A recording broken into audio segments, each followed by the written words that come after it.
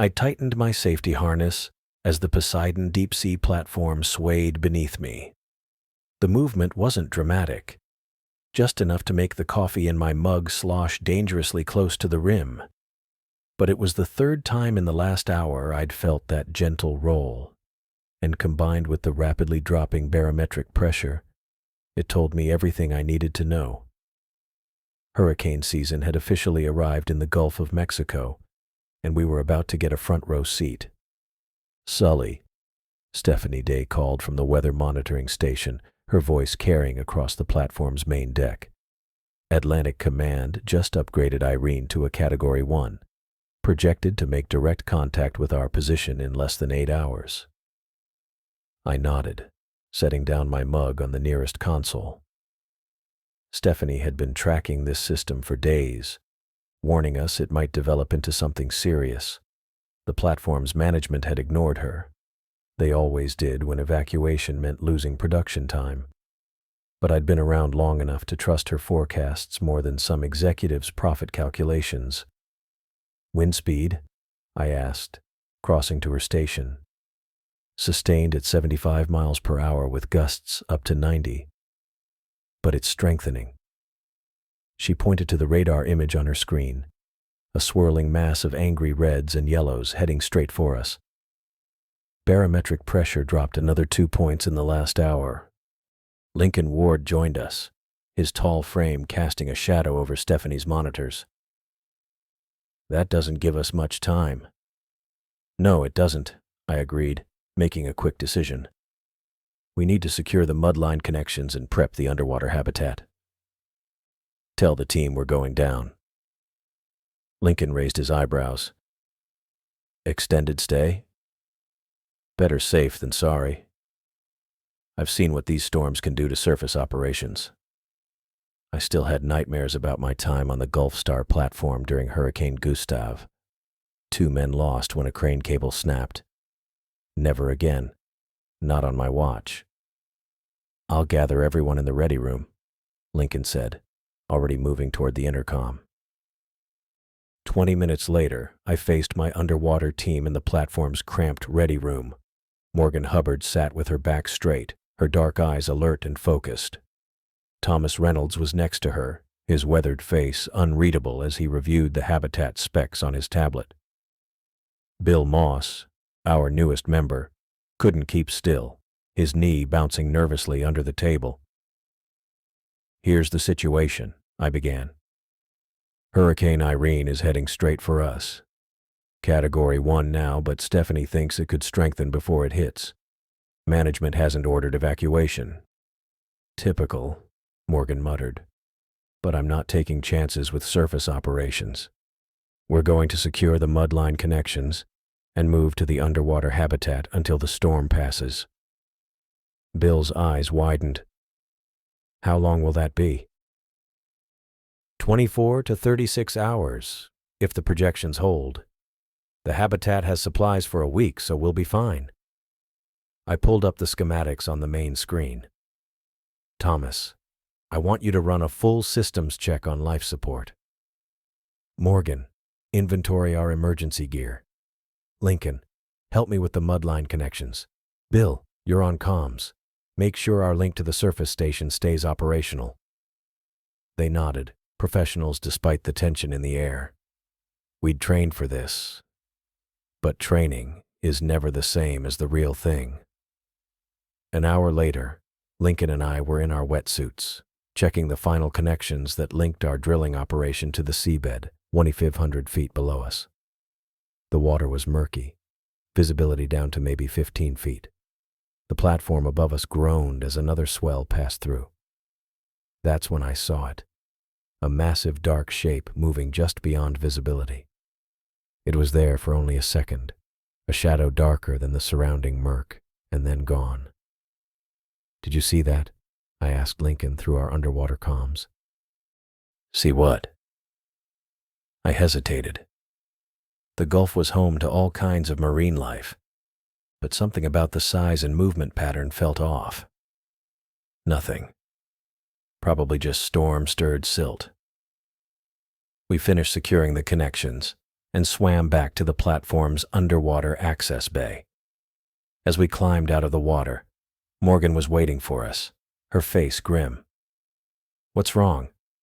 I asked, pulling off my diving mask. "Just got off the radio with Atlantic Command," she said. "They've closed the helicopter evacuation window, said the wind speeds are already too high for safe transport." "So we're stuck here," Lincoln concluded. "Exactly. They're advising all platforms in the path to implement storm protocols immediately." I nodded, already stripping off my wetsuit. "Then we stick with the plan. Get everyone ready to move to the habitat. We descend in 30 minutes. The underwater habitat was our last resort in extreme weather, a pressurized module anchored to the seabed 300 feet below the surface, well away from the platform's main structure. It wasn't comfortable, but it was safer than riding out a hurricane on a swaying platform with tons of equipment that could break loose.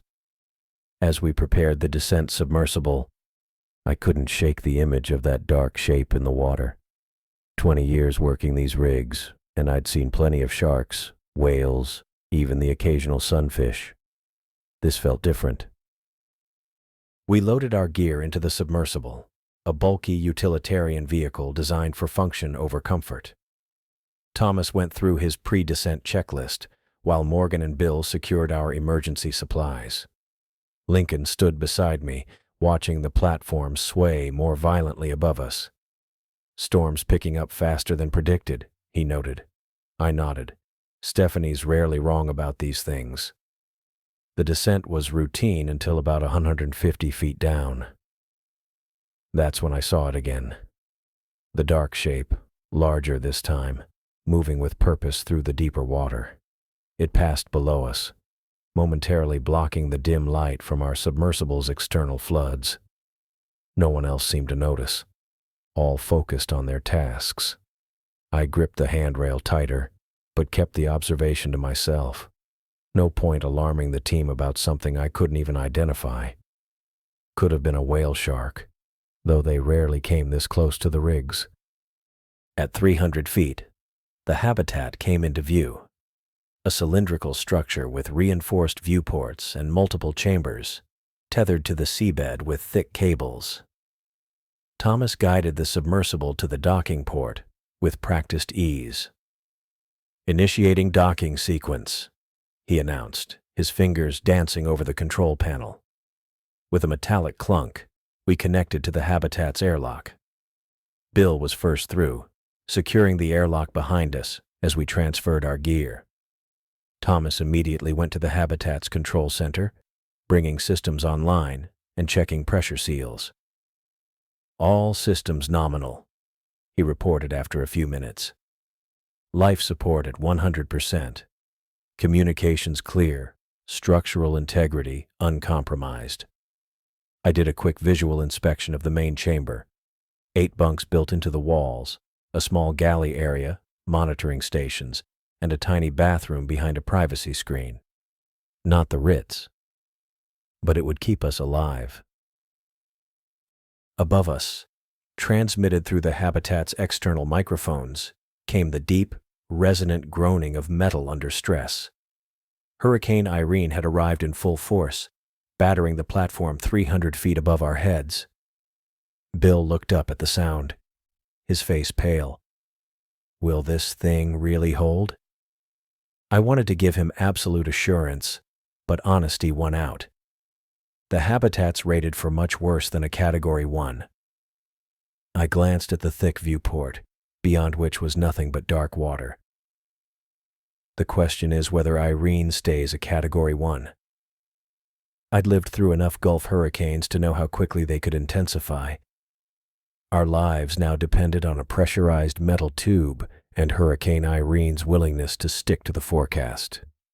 The muted roar of Hurricane Irene had become our constant companion over the past 3 hours. Inside the underwater habitat, we'd settled into an uneasy routine, Thomas checking life support readings, Morgan organizing emergency supplies, Bill monitoring communications with the surface, and Lincoln reviewing our emergency protocols. I made regular rounds between stations, keeping everyone focused on their tasks rather than the storm raging 300 feet above us. Surface reports wind speeds hitting 90 miles per hour, Bill called out from the communications station. They've moved all topside personnel to the reinforced bunker. I nodded, taking a sip from the lukewarm coffee I'd been nursing. The habitat felt secure, despite the distant chaos above, until everything changed in an instant. A violent impact slammed into our shelter. The force threw me against the nearest bulkhead, coffee spraying across the metal floor. Warning alarms blared through the habitat, red emergency lights pulsing in sync with the piercing sound. "What the hell was that?" Lincoln shouted, pulling himself up from where he'd fallen. Morgan had tumbled from her seat, supplies scattered around her. Bill clung to his station, eyes wide with panic. Thomas had managed to stay at the monitoring console, his fingers flying across the controls. I pushed myself up, ignoring the throb in my shoulder where I'd hit the wall. "Thomas, report." I staggered across the habitat's main chamber, fighting to keep my balance as the structure seemed to sway around us. Thomas's face was illuminated by the glow of multiple warning indicators flashing across his screen. "Something struck us," Thomas said, his voice tight with tension. "Impact registered on the eastern quadrant. Pressure hull integrity holding, but external sensor array shows damage." "Surface debris from the storm?"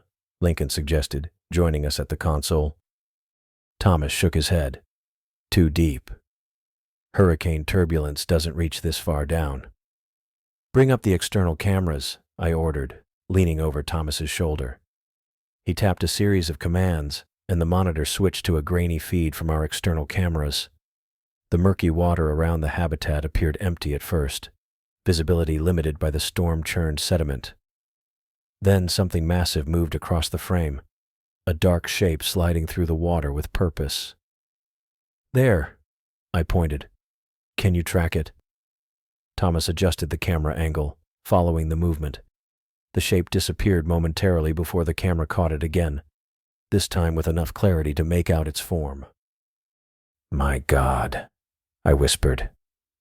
The creature was enormous, at least 40 feet long based on its relation to our habitat's known dimensions. Its body was sleek and powerful, the classic shape of a shark, but on a scale that seemed impossible. Its skin appeared unnaturally dark, coated in what looked like black crude oil that trailed behind it in the water. "That can't be real," Morgan whispered, now standing behind me. "It looks like a megalodon. They've been extinct for millions of years." "Well, someone forgot to tell this one," Lincoln muttered. "Could it be another species?" I asked. "Maybe a whale shark or—" The habitat rocked again as the creature turned suddenly, its massive body slamming into our structure with deliberate force. This time I was braced for the impact, gripping the edge of the console. "It's targeting us," Thomas said, his voice clinical despite the fear evident in his eyes. The external camera showed the creature circling back, its movement purposeful. As it approached again, we got a clear view of its head, the distinctive broad snout and rows of massive teeth confirming Morgan's impossible assessment. "It's coming around again," Bill called out, panic edging into his voice. The creature changed direction, this time aiming not for the habitat itself, but for one of the thick umbilical cables connecting us to the surface platform. "It's going for the cables!" I shouted. We watched in horrified fascination as the massive jaws opened, revealing rows of serrated teeth each the size of my hand. The creature bit down on the cable, its powerful body twisting as it tore at the reinforced material. "Power line 3 is failing," Lincoln shouted as alerts flashed across a secondary monitor. "Backup systems engaging." A moment later, the habitat lights flickered but stabilized as auxiliary power kicked in. The creature pulled away, leaving the damaged cable leaking hydraulic fluid into the water. "Everyone stay calm," I said, trying to project confidence I didn't feel. We need to assess the damage and figure out our options. I motioned for the team to gather at the central table. Thomas brought his tablet, displaying a schematic of the habitat with damaged sections highlighted in red. That thing took out one of our 3 power lines, Thomas explained. We're running on the remaining 2 plus backup generators. Life support is unaffected for now. Why is it attacking us? Bill asked, his voice shaking. Could be territorial, Morgan suggested. Or maybe the oil coating it has affected its behavior. It might associate our structure with pain or threat. Doesn't matter why, I said. What matters is protecting this habitat. Thomas, what's our structural status? Main hull integrity at 96%. The power cable was the only significant damage so far. Lincoln looked at the external camera feed, where the creature had temporarily disappeared from view. It's testing us. That first hit was to gauge our strength. The cable was a strategic target. You're saying it's intelligent? Bill asked incredulously. I'm saying it's not random, Lincoln replied. Predators learn quickly what works. Over the next hour, we watched in grim silence as Lincoln's assessment proved correct. The creature returned methodically, each attack more targeted than the last. First, it severed our main communications cable, cutting off our direct link to the surface. Our backup radio still functioned, but the signal was weak and unreliable through 300 feet of storm-churned water. Surface comms are gone, Bill reported, adjusting frequencies desperately. I'm getting nothing but static. 20 minutes later, the creature returned, this time targeting one of our air supply lines. The reinforced tube held initially against the massive jaws, but the creature persisted, shaking its head like a dog with a rope toy until the material finally gave way. Air supply line compromised, Thomas announced calmly, though I noticed his hands trembling slightly. Switching to internal life support. We have approximately 72 hours of breathable air at current consumption rates. Can we repair any of these systems? I asked. Morgan shook her head. Not from inside. We'd need to send someone out there. The unspoken reality hung in the air between us. Going outside meant facing that creature directly. Before we could discuss further options, the habitat shuddered violently as the creature struck again. This time, warning lights flashed across all stations. Primary power conduit breached, Thomas called out. Switching to emergency power. The habitat lights dimmed immediately. Non-essential systems powering down to conserve energy. Emergency lighting cast everything in a dull red glow that made the situation feel even more dire. How long on emergency power? I asked. 24 hours at minimum usage, Thomas replied.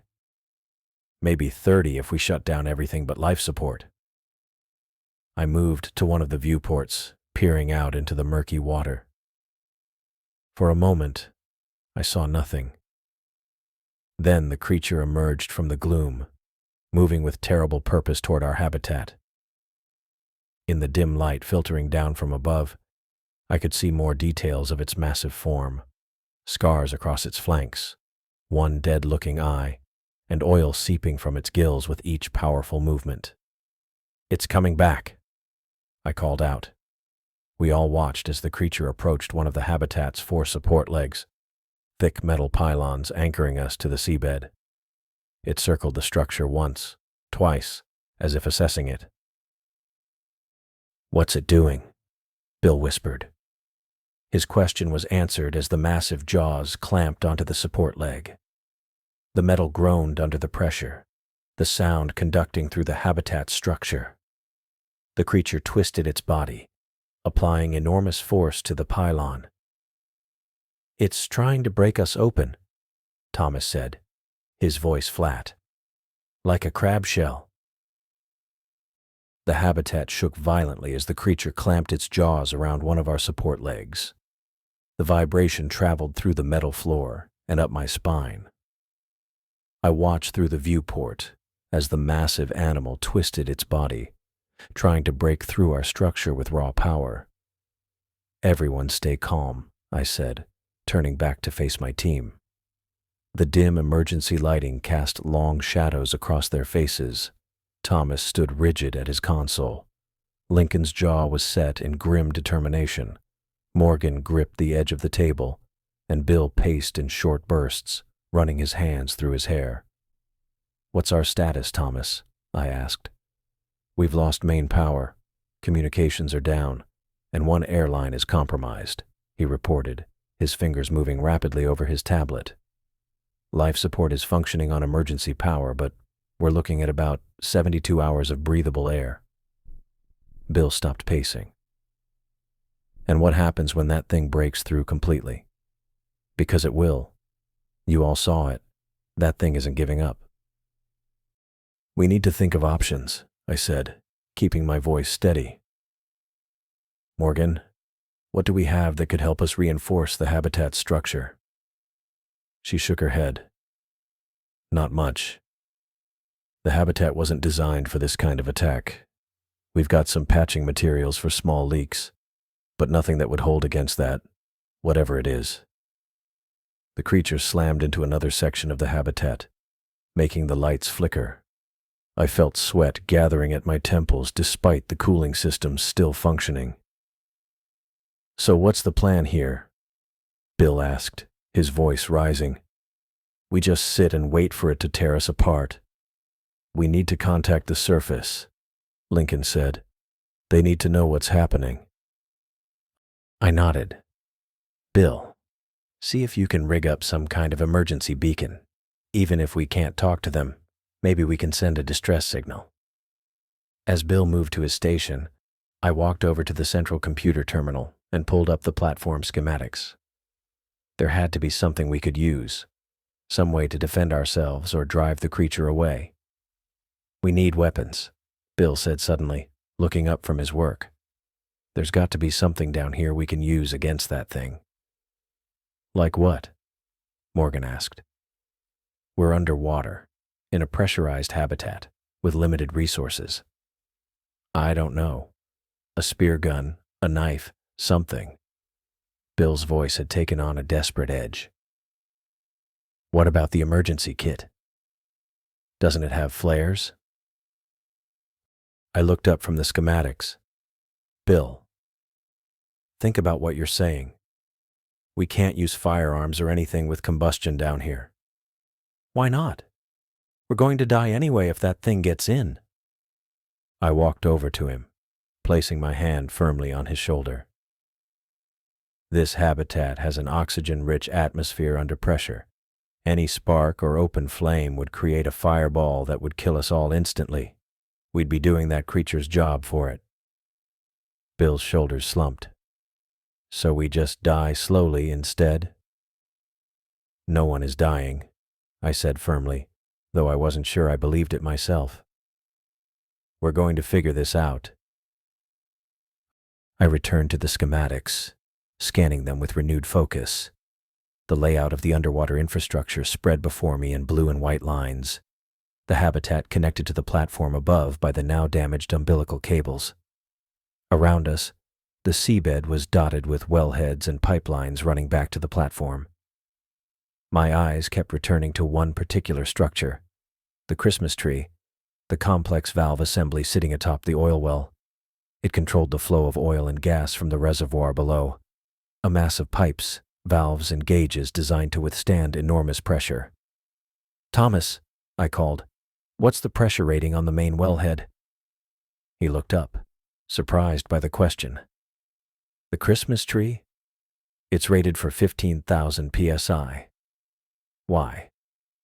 "Just thinking," I mumbled, my mind racing through possibilities. If we could somehow use that pressure. A deafening screech of tearing metal cut through my thoughts. The sound came from the direction of the secondary airlock, our emergency exit point. The entire habitat lurched sideways, throwing me against the central table. It's at the airlock, Morgan shouted, steadying herself against a bulkhead. Through the internal viewing window, I could see the secondary airlock chamber. The massive creature was ramming it repeatedly, its oil-slick body sliding back before surging forward again. The metal groaned with each impact, bending inward slightly more each time. "Thomas, status on that airlock," I yelled. His fingers flew across his console. "Integrity down to 60% and dropping fast. The seal is starting to fail." As if to confirm his words, a thin spray of water appeared around the edges of the airlock door, quickly becoming multiple streams shooting inward. Morgan pointed at the increasing spray. "The airlock's failing. We've got water coming in." The creature hit again, harder this time. A bolt shot across the outer chamber like a bullet, narrowly missing the viewing window, and the spray of water turned into a steady flow. "We need to seal off that section," I said, making a split-second decision. "Everyone to the primary chamber now." Lincoln was already moving toward the internal bulkhead that separated the main living area from the section containing the failing airlock. He held it open as Thomas grabbed his tablet and Morgan quickly collected the emergency medical kit. "Bill, grab the emergency oxygen," I ordered. Bill snapped out of his frozen state and snatched the portable tanks from their wall mounts. We all rushed through the bulkhead door, and I took one final look at the outer chamber. Water was now pouring in through widening cracks around the airlock, equipment already floating as the water level rose rapidly. "Close it!" I shouted as I dove through the opening. Lincoln slammed the heavy metal door shut and spun the locking wheel with all his strength. The internal bulkhead sealed with a solid thunk, just as another violent impact rocked the habitat. We backed away from the door, watching as water began to seep around its edges. The bulkhead was designed to contain pressure differences, but not a full breach. Through the small reinforced window in the bulkhead door, I watched in horror as the secondary airlock finally gave way completely. The metal tore apart like paper, and seawater exploded into the outer chamber with unstoppable force, filling it within seconds.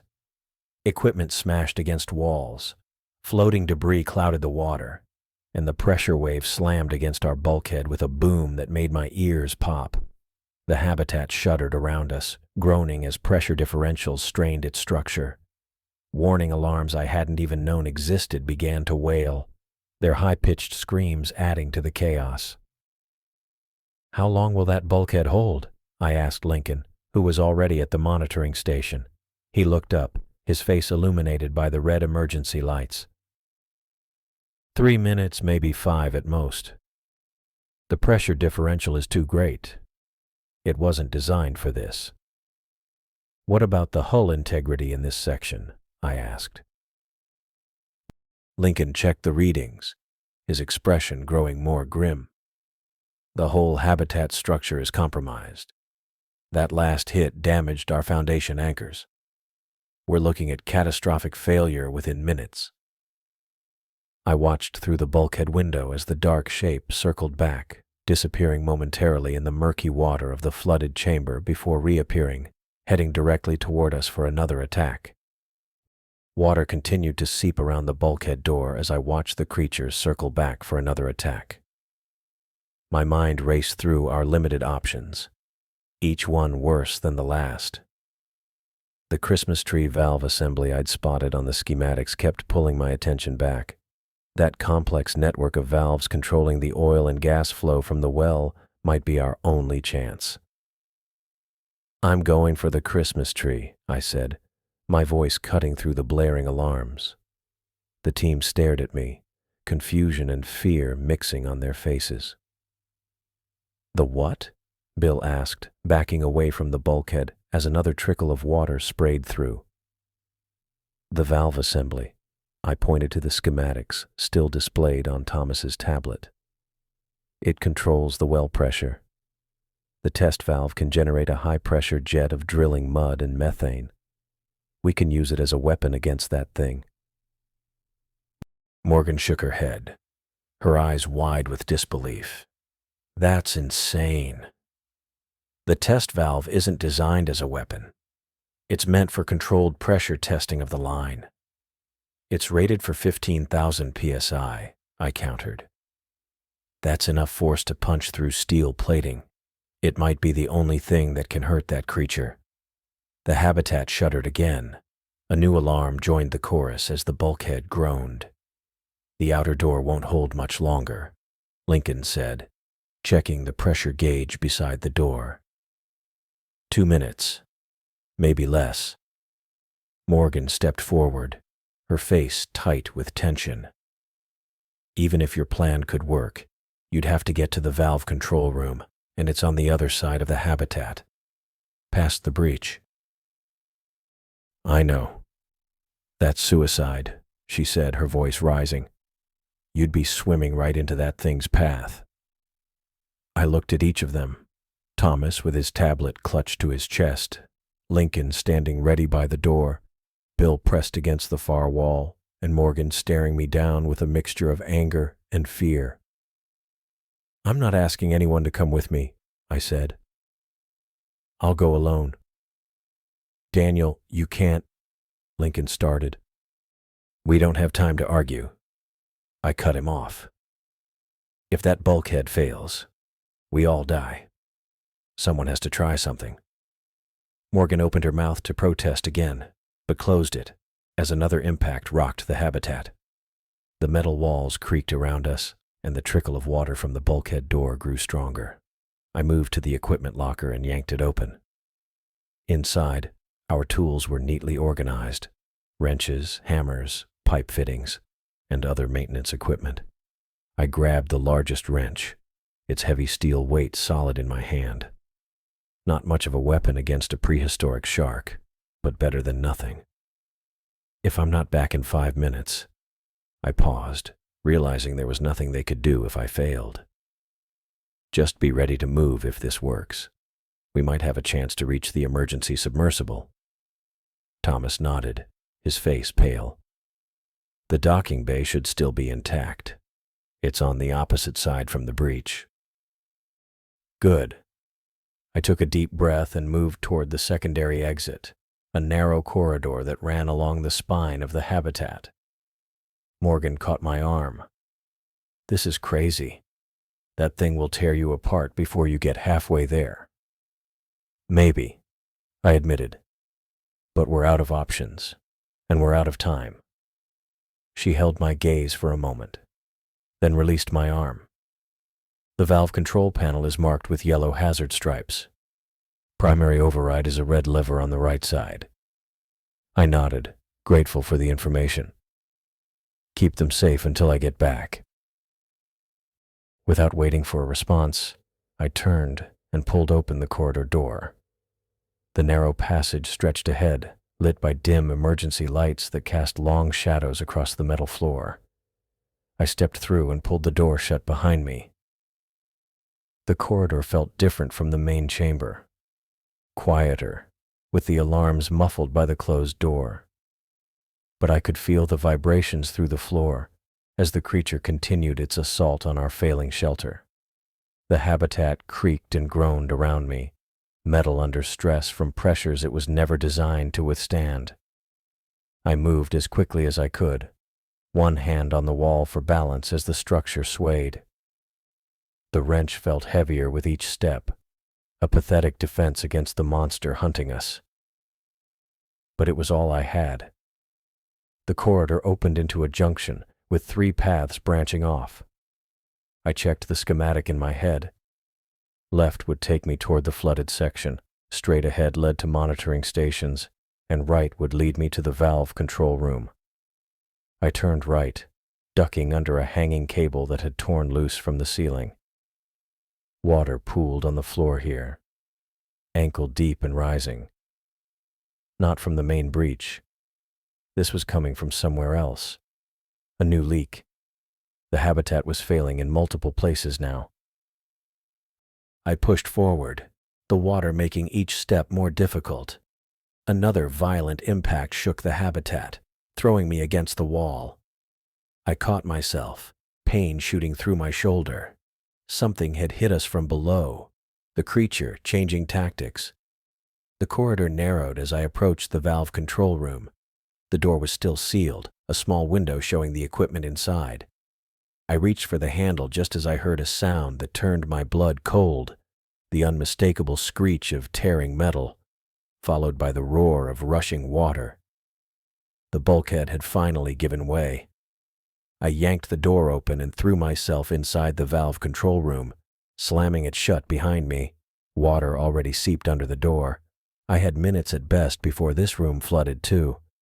The Christmas tree control panel stood against the far wall, just as Morgan had described.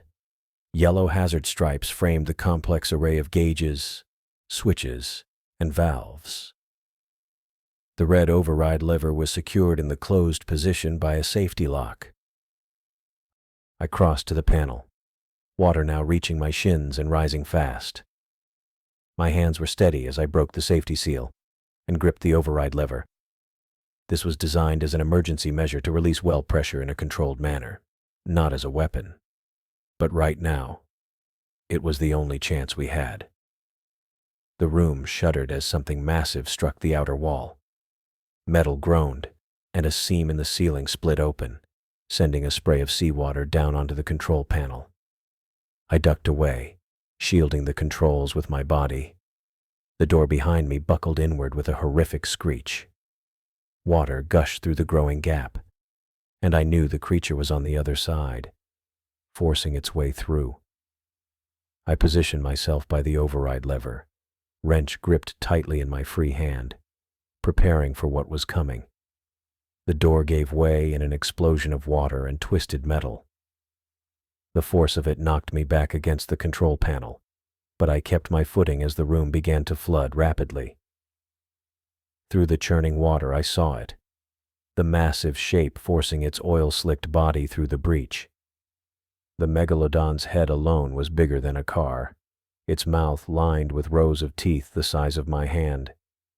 It thrashed in the confined space, tearing at the walls and ceiling as it pushed through the opening it had created. I stood alone, backed against the valve assembly, with nothing but a wrench between me and prehistoric death.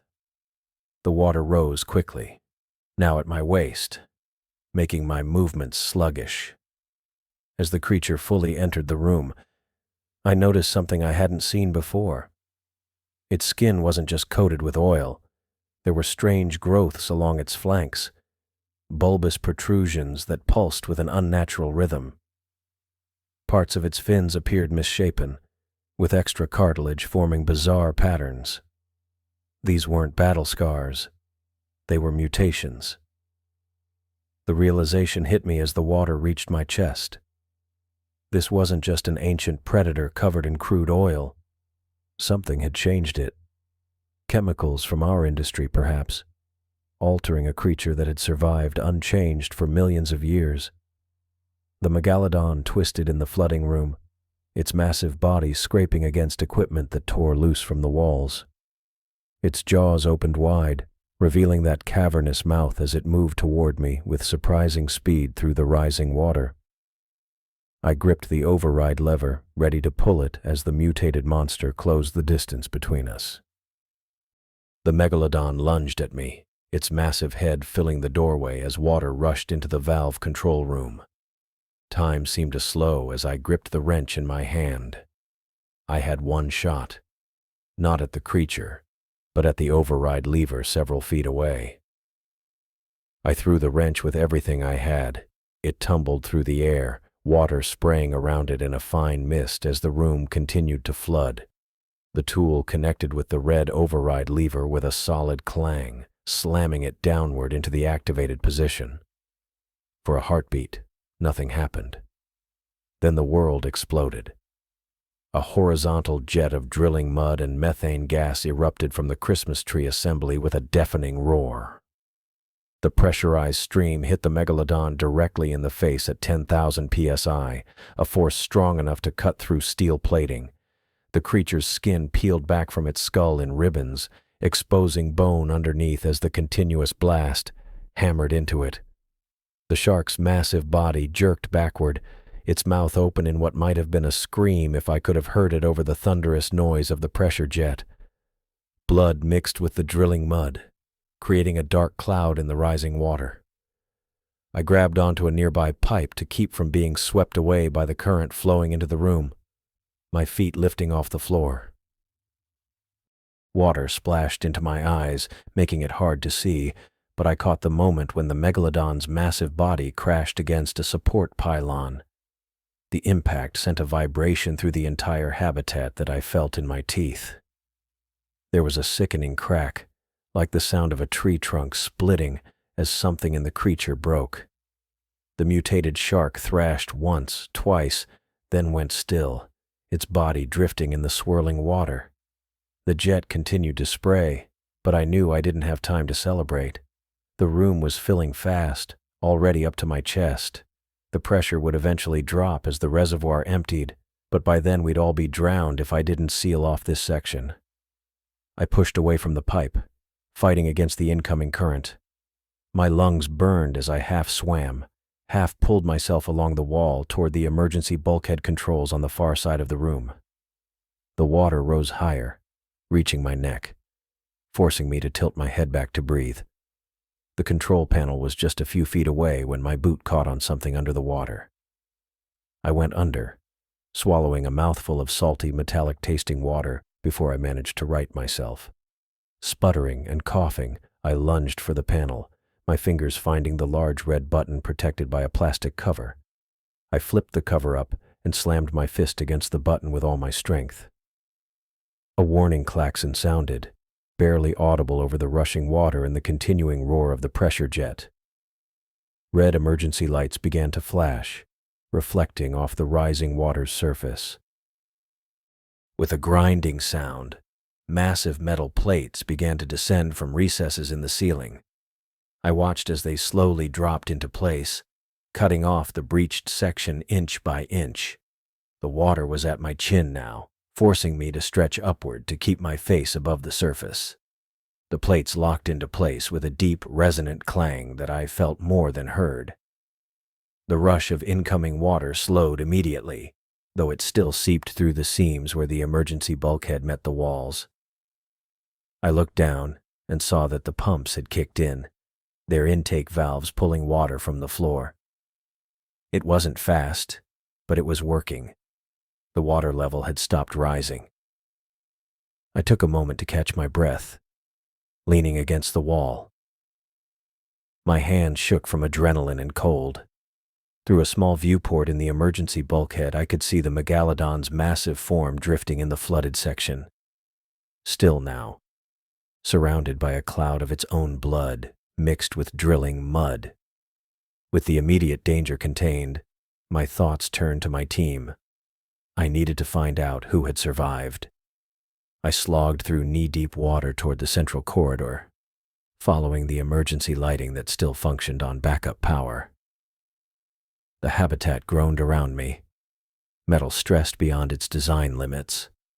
I placed a hand on the wall as I walked, feeling the vibrations of Hurricane Irene still raging above us. The corridor lights flickered as I made my way back toward the main chamber. Twice I had to detour around collapsed ceiling panels, and once I nearly fell through a section of flooring that had buckled upward. After what felt like hours, but was probably only minutes, I reached the main chamber door. I pushed it open, relief washing over me as I saw two figures huddled near the central table. Thomas sat at his monitoring station, his tablet propped up against an emergency lamp, while Morgan stood nearby, wrapping a bandage around her forearm. "Sully!" Morgan called out, dropping the bandage and rushing toward me. "We thought you were—" She stopped herself, her eyes scanning me for injuries. I stepped fully into the room, water dripping from my clothes onto the floor. "I'm okay," I said, though my voice sounded rough even to my own ears. "The bulkhead is sealed. What happened here?" Thomas looked up from his tablet, his face illuminated by its glow. "The outer chamber completely flooded after you left. We barely made it in here before the secondary bulkhead failed. I looked around the room, a cold weight settling in my chest as I realized 2 people were missing. Where are Lincoln and Bill? Morgan's face fell. She walked back to the table and picked up the bandage, resuming work on her injured arm with mechanical movements. Lincoln, she started, then stopped, taking a deep breath. Lincoln was caught in the flooding of the secondary chamber. He was holding the door for us. When the pressure became too much, he couldn't. She shook her head, unable to finish. And Bill? I asked, though I already knew the answer from her expression. When the bulkhead blew, there was debris everywhere, Thomas said quietly. A section of ceiling came down. Bill was... He trailed off, glancing toward a dark corner of the room. I followed his gaze and saw a shape covered with an emergency blanket. I closed my eyes for a moment, feeling the weight of responsibility press down on me. 2 men dead. 2 good men who had trusted me to keep them safe. The habitat creaked loudly, the sound echoing through the chamber. A thin spray of water shot from a seam in the ceiling before stopping, leaving only a wet streak behind. Thomas tapped something on his tablet. Life support is functioning on emergency power, but with the airline compromised, we have maybe 60 hours of breathable air left. Communications? I asked. Morgan shook her head. Still down. The main array was destroyed when the creature attacked the external housing. I moved to the central table, placing both hands flat on its surface to steady myself. The reality of our situation crashed down on me like a physical weight. We had survived the immediate attack, but we were far from safe. Limited air supply, no communications with the surface, and a Category 1 hurricane, possibly stronger by now, still raging above us.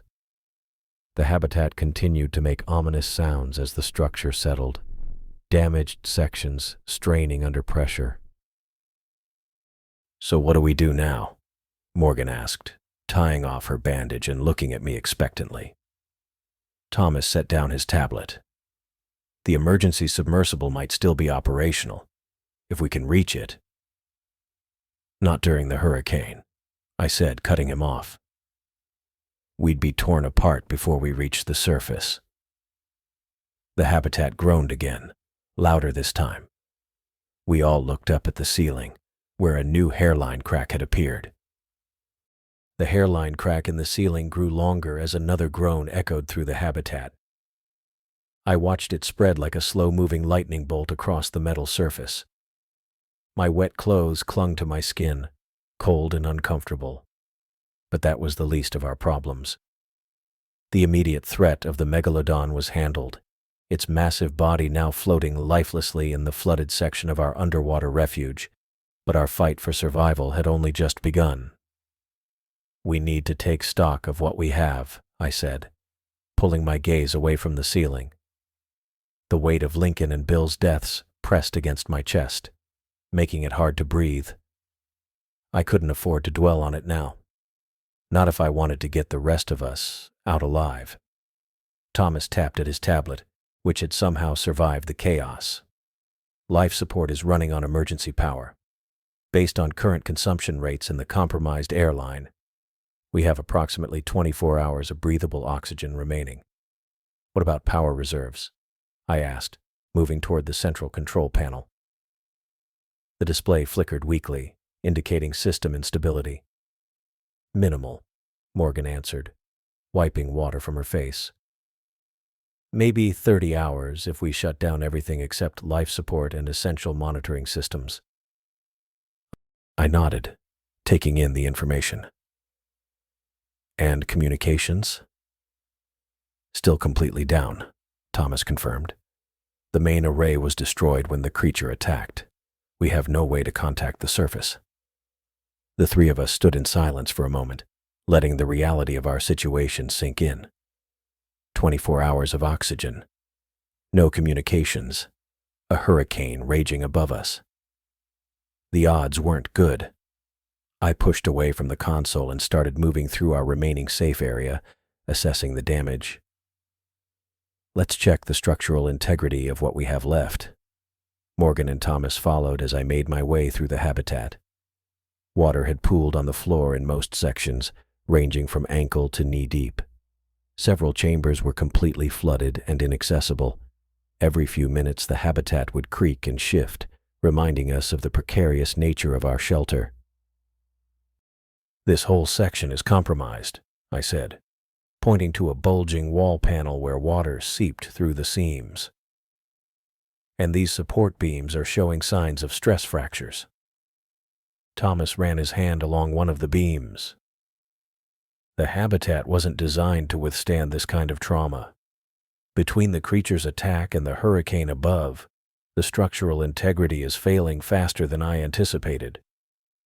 "Then we need to reinforce what we can," I decided. "Morgan, what do we have that we can use to shore up these weak points?" Morgan thought for a moment, then headed to one of the storage lockers that remained accessible.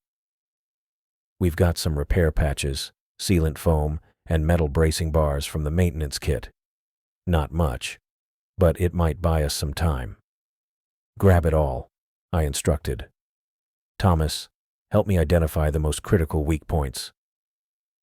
For the next hour, we worked methodically to reinforce vulnerable areas of the habitat.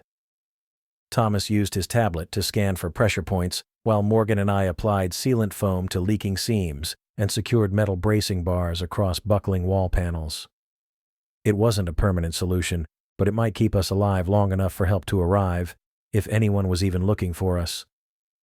As I finished securing a brace across a particularly concerning crack, I remembered something. The emergency locator beacon. If we can activate it, the surface team might be able to pinpoint our location once the hurricane passes. Morgan's eyes lit up with a glimmer of hope. It's stored in the emergency supply locker near the main chamber. We made our way back to the main chamber, where I found the emergency supply locker partially submerged in water. I waded through the knee-deep water and pulled the locker open, retrieving the waterproof case containing the emergency locator beacon. Opening the case, my hope quickly faded. The beacon had been damaged during the attack, its outer casing cracked and several components visibly broken. I placed it on the central table, which remained above the water level. "It's damaged," I said, unable to hide the disappointment in my voice. Thomas moved closer to examine the beacon. He turned it over in his hands, inspecting the broken components. "The transmitter circuit is cracked, and the power supply connection is severed," he observed. Then, after a moment of consideration, he added, "But we might be able to repair it." "How?" Morgan asked, leaning over the table. "The diving equipment," Thomas explained. "Our communication units have similar circuitry, and we could salvage the power cells from our dive lights. It won't be pretty, but it might work." I nodded, feeling a small spark of hope return. "Let's do it. Morgan, can you get to the diving gear?" "Most of it should still be in the equipment bay," she replied. "That section wasn't completely flooded when I last checked." "Be careful," I warned. "The structure is unstable." Morgan nodded and headed toward the equipment bay, while Thomas began disassembling the damaged beacon. I stood beside him, watching as he carefully removed the cracked circuit board. "Do you think anyone's looking for us?"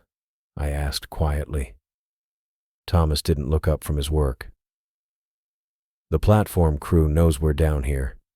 Once the hurricane passes, they'll check on us. Standard protocol." "If there's still a platform to return to," I muttered. The habitat shuddered as another shock wave from the hurricane passed through the water. I placed my hand against the wall, feeling the vibrations. Hurricane Irene was showing no signs of letting up. Morgan returned 20 minutes later with an armful of diving equipment. "Got everything I could find that might be useful," she said, placing the gear on the table beside the disassembled beacon.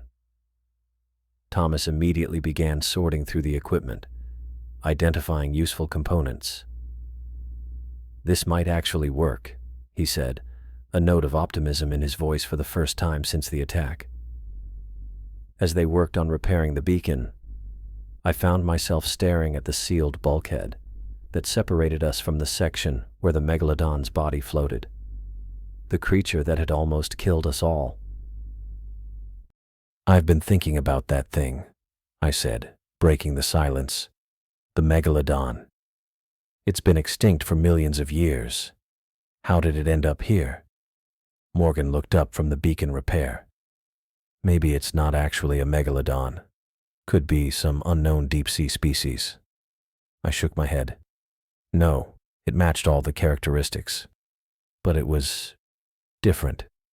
Those mutations we saw, the strange growths, the misshapen fins, and that black substance coating its body." "Crude oil," Thomas suggested, not looking up from his delicate work on the circuit board. "That's what I thought too," I agreed. "I think it was preserved in a deep-sea trench somewhere nearby, protected from evolution and change.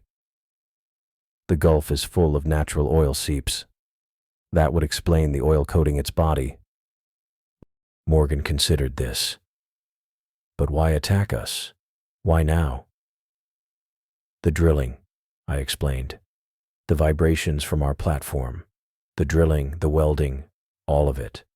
We probably woke it up, attracted it to our location, and then the hurricane drove it into a frenzy." Thomas connected two components with a thin wire. "That's as good a theory as any. Not that it matters much now." Another violent shudder ran through the habitat, stronger than the previous ones. The floor beneath us shifted noticeably, and I felt the structure tilt slightly to one side. The three of us froze, listening to the groaning metal. "That's not good," Morgan said, her voice barely above a whisper. I moved to the monitoring station and checked the external sensors that were still functioning. The foundation anchors on the east side are showing stress warnings. The hurricane must be causing seabed shifts. If those anchors fail, this whole habitat could slide down the continental shelf, Thomas warned, his hands steady despite the danger. "How much longer on that beacon?" I asked urgently. "Almost there," Thomas replied, connecting the final components. "I've rerouted the power through the dive light batteries and bypassed the damaged transmitter circuit. It won't be as powerful as it should be, but it might be enough to send a signal to the surface." 10 minutes later, Thomas closed the casing on our jury-rigged beacon. It looked nothing like its original form. Wires protruded from various points, and components from our diving equipment had been secured to it with waterproof tape, but the small indicator light was glowing green. "It's working," Thomas announced. "At least, the internal diagnostics think it's working." I took the beacon from him and moved to the center of the chamber. "Let's hope this signal can penetrate the churning waters above us." I activated the beacon, and it emitted a series of beeps before settling into a steady, pulsing sound. The green indicator light blinked in rhythm with the pulse, confirming that it was transmitting our location and distress signal. "Now we wait," Morgan said, sitting down heavily on one of the remaining intact chairs near the monitoring station. I placed the beacon on the highest point in the chamber, away from the pooling water. The signal should transmit continuously for at least 12 hours on these battery packs. If anyone's listening, they'll hear us. Thomas checked his watch. "It's nearly 1900 hours. Night shift would normally be starting topside." The concept of night felt strange down here, 300 feet below the surface where sunlight never reached. Our artificial lighting and work schedules were the only things that differentiated day from night. Still, the mention of time reminded me of how long we'd been fighting to survive. I looked around at our diminished living space. "We should organize watches through the night. Keep an eye on the structural integrity and oxygen levels." "I'll take first watch," Thomas volunteered, moving toward the monitoring station. "I'll take second," Morgan added. "And I'll take third," I said. 4 hours each should get us through the night.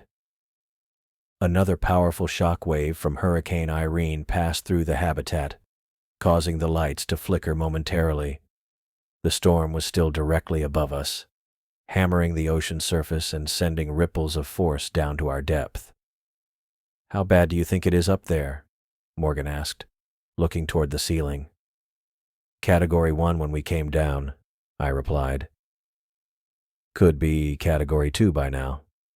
The platform is built to withstand up to a Category 3, but—" I didn't finish the sentence. We all knew the platform's survival wasn't guaranteed, especially after hours of sustained punishment from the hurricane. Thomas studied the structural integrity display on his tablet. The east foundation anchor is showing increased stress. The seabed might be shifting underneath us.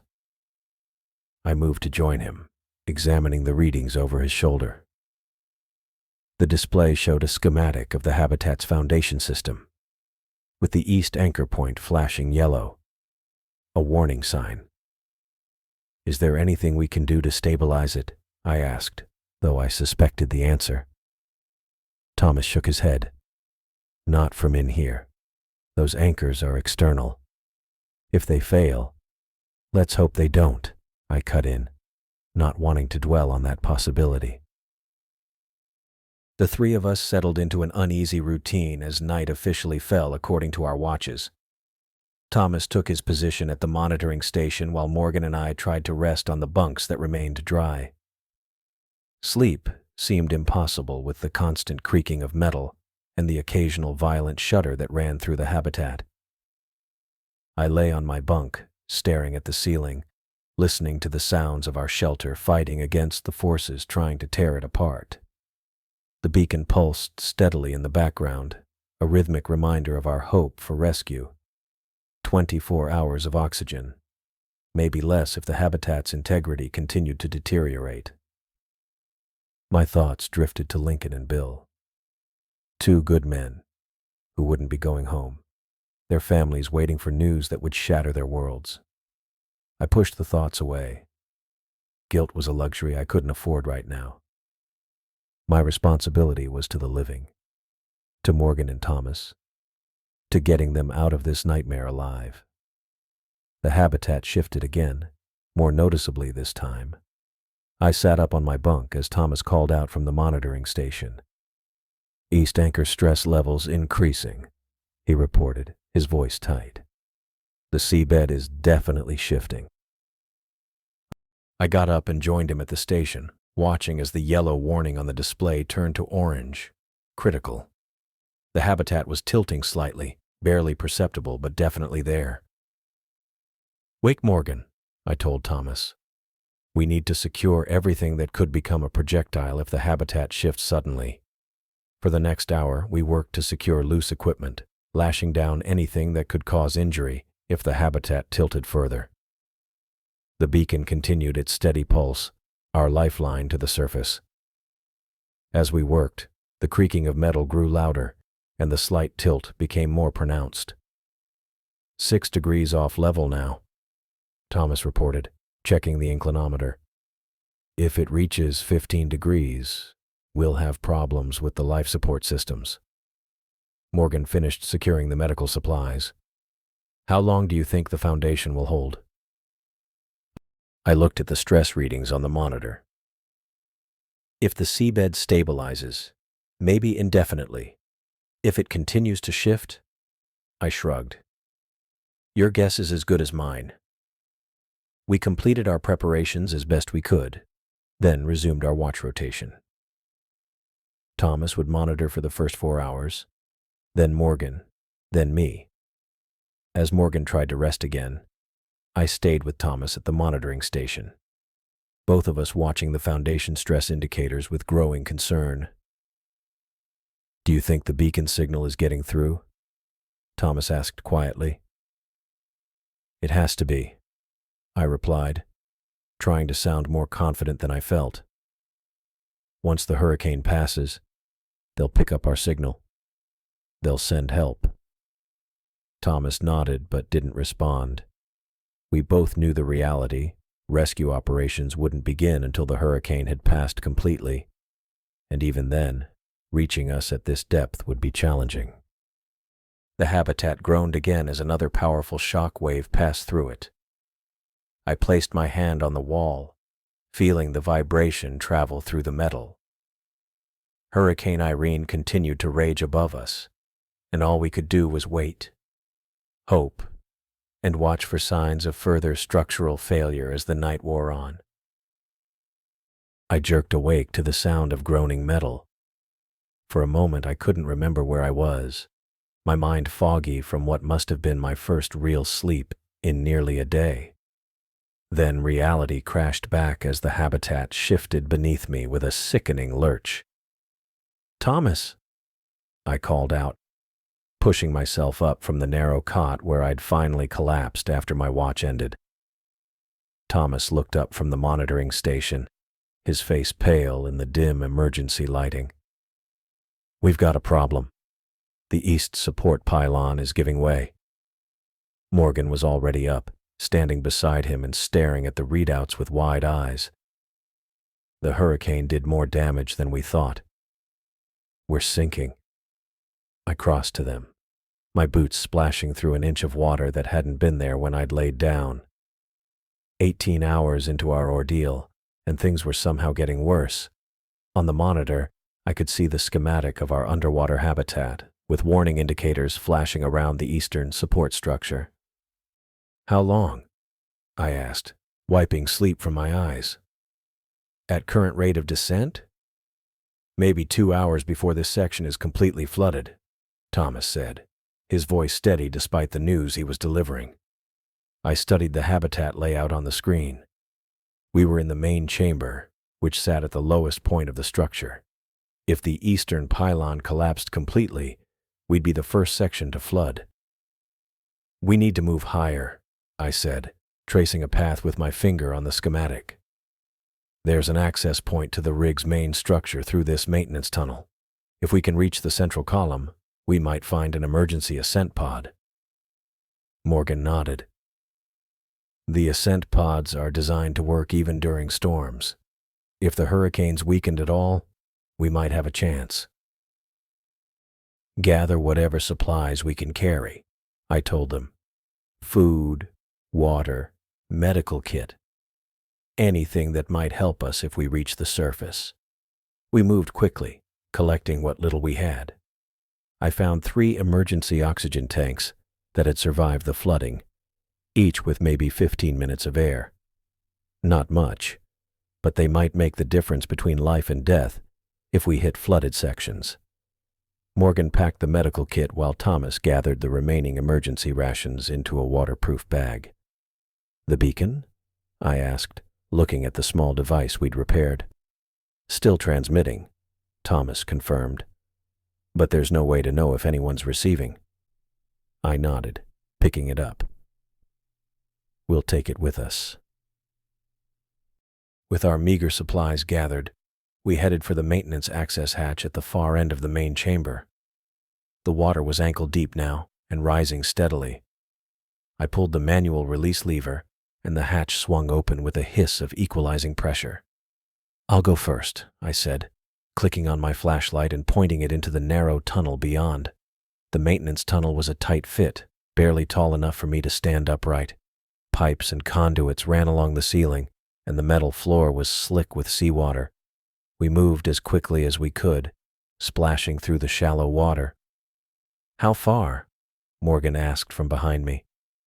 "About 200 yards to the junction," I replied, keeping my light aimed ahead. Then we turned left toward the central column. We'd made it maybe halfway when the entire tunnel shifted violently, throwing me against the wall.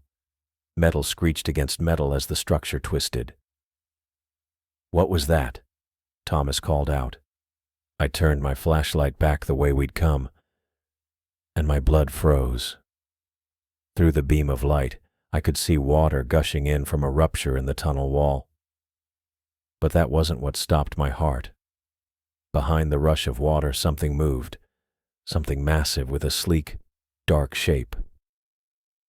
"There's another one," I said, my voice barely above a whisper, Another what?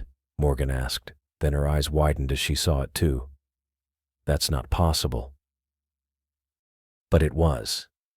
A second megalodon, smaller than the first but still enormous, was forcing its way through the damaged section of tunnel behind us. Its massive head pushed against the rupture, widening it as water poured in around it. "Move!" I shouted, pushing Morgan and Thomas ahead of me. "Go!" We ran through the tunnel as fast as the rising water would allow. Behind us, I heard metal tearing as the creature broke through. Water rushed forward, quickly rising from our ankles to our knees. "The junction's just ahead," Thomas called out, his flashlight beam bouncing wildly as he ran. We reached the junction, a small chamber where several tunnels converged, only to find our path forward blocked by collapsed ceiling panels and twisted metal. The water was rising faster now, already at our waists. "We can't go back," Morgan said, casting a terrified glance over her shoulder. I could hear the creature thrashing in the tunnel behind us, getting closer by the second. I looked at our meager supplies, mind racing. "The oxygen tanks," I said suddenly, "and the emergency flares." Thomas caught on immediately. "You want to make a bomb?" "Not a bomb. An explosive charge," I corrected. "Just enough to clear the debris." Morgan looked skeptical. "In a pressurized underwater habitat? You could kill us all." "We're dead anyway if we stay here," I countered, already pulling an oxygen tank from my pack. Working quickly, I lashed 2 of the oxygen tanks together with some electrical tape from the emergency kit.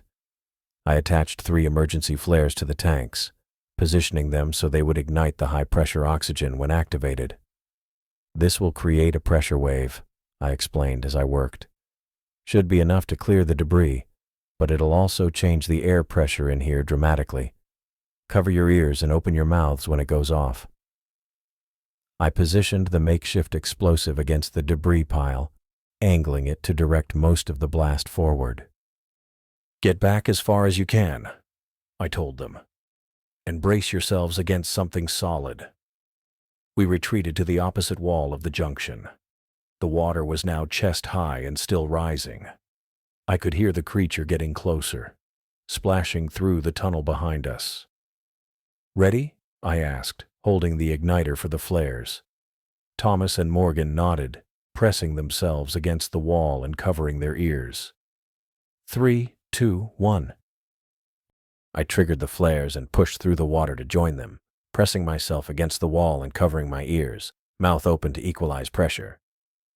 The explosion was deafening even through covered ears. The pressure wave hit like a physical blow, squeezing the air from my lungs. Debris flew past us, and for a moment, the water level actually dropped as it was pushed back by the blast. When my vision cleared, I saw that the path ahead was open. The debris had been blown aside, revealing the continuation of the tunnel. "Go," I shouted, pushing them forward again. It worked. But the explosion had also attracted the megalodon. As we started through the newly cleared path, I heard a furious thrashing behind us. Turning, I saw the creature forcing its way into the junction, its massive jaws snapping at the water. "It's coming!" Morgan yelled.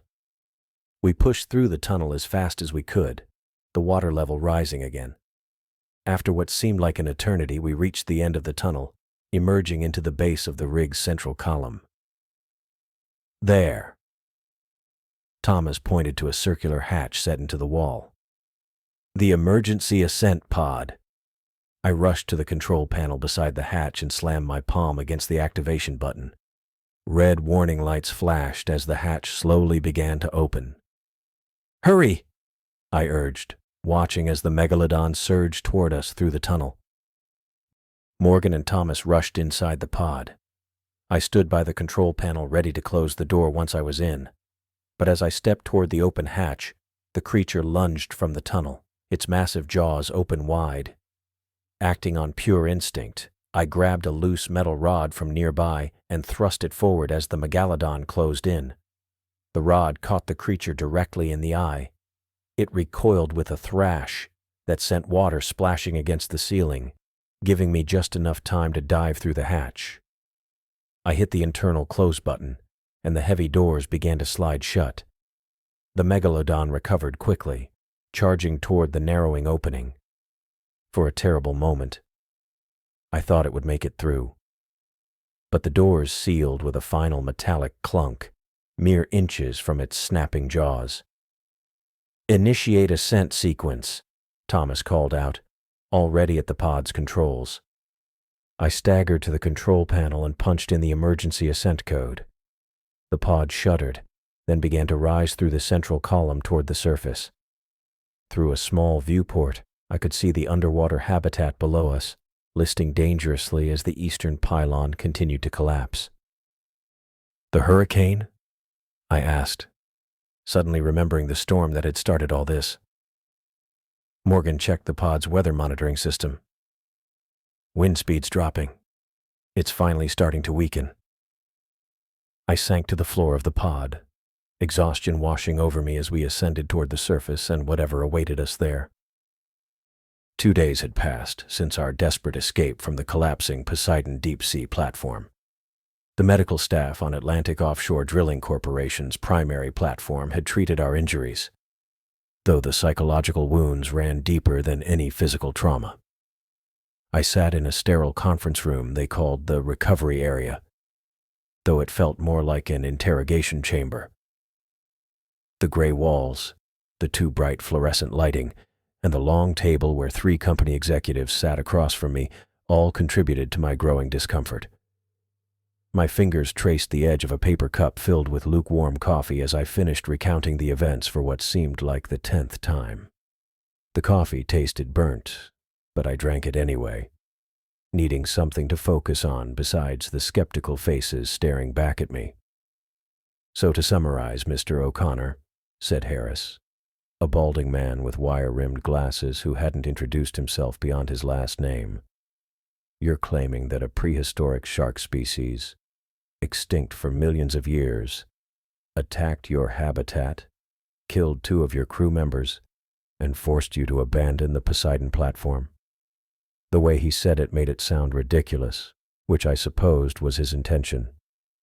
"That's correct," I said, keeping my voice steady. "The first one was killed when I activated the Christmas tree valve. The second one pursued us through the maintenance tunnel before we reached the ascent pod." Harris exchanged glances with the woman beside him, Judith Miller from legal, who hadn't stopped taking notes since I'd started speaking. The third executive, Operations Director Peterson, seemed more interested in the stack of damage assessment reports in front of him than my testimony. "And you believe we should mount a recovery operation for this creature's carcass?" Harris asked, his tone making it clear what he thought of the idea. "It's evidence," I said, leaning forward. "Without it, this all sounds like a hallucination or trauma-induced delusion. That carcass proves what happened down there." Peterson finally looked up from his papers. "Do you have any idea how much a deep-sea recovery operation costs, O'Connor? Especially after losing a platform worth over $300 million? I felt heat rising in my face. 2 people died, Peterson. Lincoln and Bill. They have families who deserve answers. Miller cleared her throat. "We understand the tragedy of losing crew members, Mr. O'Connor. The company will certainly provide appropriate compensation to the families. However, we need to make decisions based on facts, not speculation about prehistoric creatures." I was about to respond when the door opened. Thomas entered, followed closely by Morgan. Both looked as exhausted as I felt. Thomas had a bandage above his right eye, and Morgan's arm was in a sling from a shoulder injury sustained during our escape. "You wanted to see us?" Thomas asked, his voice professional but strained. Harris nodded. "Yes, we're trying to compile a comprehensive report on the incident. Please, sit down." Morgan took the seat next to me, giving my arm a quick squeeze as she sat. Her silent support meant more than she knew. We've reviewed Mr. O'Connor's account, Harris said. We'd like to hear your versions of events. Thomas and Morgan exchanged glances before Thomas spoke. Everything Daniel told you is accurate. We encountered two creatures resembling megalodons. The first one damaged our habitat severely before Daniel managed to kill it using the Christmas tree valve. The second one pursued us during our escape. And you both visually confirmed these were, in fact, prehistoric sharks? Miller asked, her pen poised over her notepad. Morgan leaned forward. I have a background in marine biology before I specialized in rig operations. While I can't explain how they could exist, what we saw matched every description of a megalodon. Except these had mutations, possibly from exposure to crude oil or chemicals in the drilling area. Peterson snorted. So now we're talking about mutated prehistoric sharks? This sounds more like a movie pitch than an incident report. What about the platform? I asked, changing the subject. The Poseidon's structural integrity was compromised when we left. Has a team been sent to assess the damage? The three executives exchanged uncomfortable looks before Harris tapped on his tablet. He turned it around to show us satellite imagery of our drilling location. Where the Poseidon should have been, there was nothing but open water. These were taken yesterday, Harris said. The platform is gone, completely collapsed into the continental shelf trench. Based on depth readings, it's now resting nearly 7,000 feet below the surface. I stared at the image, the reality sinking in. The Poseidon was gone, and with it, any easy way to prove what we'd seen. What about the emergency beacon? Thomas asked. We activated it before evacuating. The signal was detected, Peterson said. That's how the rescue team located your ascent pod, but it stopped transmitting approximately 6 hours after your escape, presumably when that section of the habitat failed. Morgan shook her head in disbelief. So that's it? The platform's gone. The creature's carcass is inaccessible and we're just supposed to move on. The company will conduct a thorough investigation, Miller assured us, though her tone suggested the opposite. But without physical evidence, we need to focus on verifiable facts. Like equipment losses and insurance claims, I muttered. Harris cleared his throat. We'll need all three of you to submit detailed written statements. After that, you'll be placed on paid leave pending the completion of our investigation. Standard procedure. The meeting continued for another half hour, but it was clear their minds were made up. We weren't being called liars outright, but the implication was there. Trauma, oxygen deprivation, or stress had caused us to hallucinate or exaggerate what we'd seen.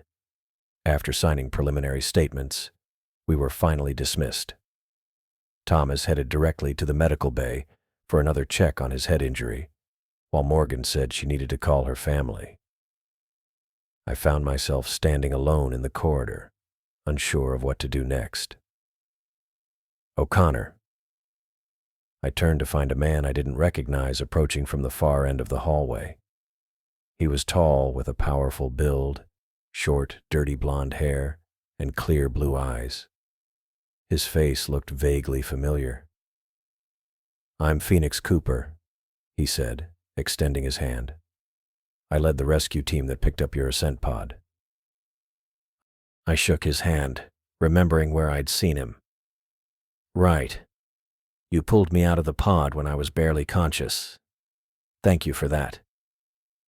He nodded, glancing around the empty corridor. Got a minute? There's something I think you should see. Without waiting for my answer, he turned and walked toward a side hallway. I followed, curious but wary. He led me to a small monitoring room filled with sonar equipment and various screens displaying data I couldn't interpret. Phoenix closed the door behind us and moved to one of the computer terminals. I was monitoring the rescue operation from our support vessel, he said, typing commands into the system. Standard procedure is to run continuous sonar sweeps during deep water operations, especially during storms. A sonar image appeared on the screen, showing the ocean floor near where the Poseidon had been anchored. This was taken during our approach to your position, Phoenix explained, about 20 minutes before we reached your ascent pod. He pointed to several large objects moving away from what appeared to be the wreckage site. The sonar signatures were massive, far larger than any normal marine life should be. Those are at least 60 to 70 feet long, Phoenix said quietly, and there are 7 distinct signatures. I leaned closer to the screen, a chill running through me. More of them. Phoenix nodded. And here's the part that isn't in any official report. He pulled up another file, this one labeled Classified, Executive Clearance Only. I shouldn't be showing you this, but after hearing your debrief, I think you deserve to know. The new image showed similar sonar readings from a different location. This is from the Gulf Explorer platform, about 300 miles southwest of your position, taken 6 months ago, Phoenix said. And this? He pulled up another image. North Atlantic drilling operation last year. Both showed the same unmistakable signatures, massive objects moving in deep water near drilling platforms. They've known, I said, the realization hitting me like a physical blow. The company has known about these things. Phoenix shut down the terminal. I can't confirm what the executive level knows, but these readings have been classified and buried. Anyone who reports unusual sightings near the platforms either gets reassigned or quietly let go. Why show me this? I asked. Because you survived an actual encounter, Phoenix said. Most people just see shadows in the water or get unusual readings. You fought them and lived to tell about it. I moved to the small window overlooking the Gulf.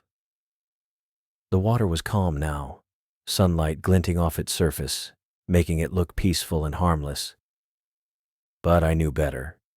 Below that deceiving surface was an entire world we barely understood, and apparently, creatures we thought were long extinct. What happens now? I asked. Phoenix joined me at the window. Officially, you'll be offered a generous severance package to quietly retire, or you'll be transferred to an onshore position far from any decision-making authority. That's how they handle these situations. And unofficially? Unofficially, there's a small team being formed to investigate these incidents properly. Off the books, no corporate oversight. Some of us aren't comfortable ignoring what's happening out there. I nodded slowly, understanding the choice before me. I could walk away from this, try to forget what I'd seen, and return to shore with a nice paycheck. Or I could join this investigation and face whatever was waiting in the depths. Though I was physically safe now, standing on a stable platform above the water, I knew my perception of the ocean had fundamentally changed. What had once seemed empty and conquered by human technology now felt ancient and full of secrets. The calm surface below was just a mask, hiding dangers we weren't prepared to face.